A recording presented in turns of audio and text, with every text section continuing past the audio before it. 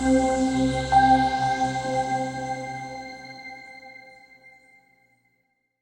one of the problems in customer discovery is if you happen to be a likable person, is that people want to give you the right answer.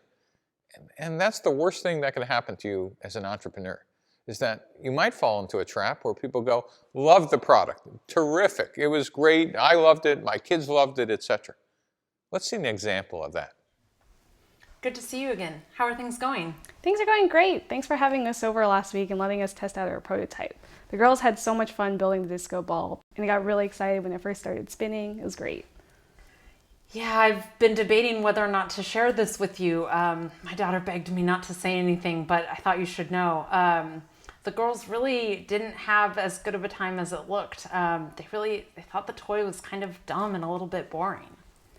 Oh, well, how come they didn't tell us that?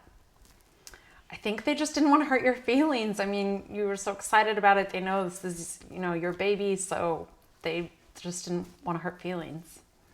Wow. Well, it's good to know. Thanks for telling us, and we'll definitely follow up with parents from now on when we go test out with kids. Yeah, you're welcome.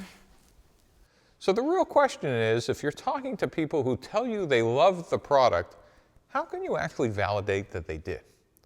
It turns out one of the tricks I used all the time is, really, you love it? Oh, absolutely, Steve. Why don't you come back when it's ready and we really should talk some more. Well, I get a little pushy right then. Really, you love it? Well, why don't you open your wallet?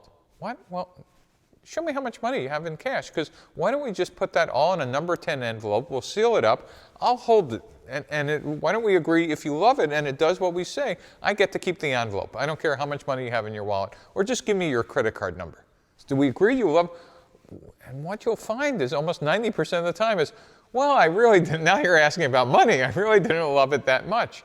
It turns out that asking for the order, even like when it's unfinished and saying, I'll put the money in escrow, will get you to a conversation that someone didn't actually want to have, but you need to know now. And what you need to know now is, well, did they really love it, or were they trying to get you out of their office or their home? So try that experiment a couple times.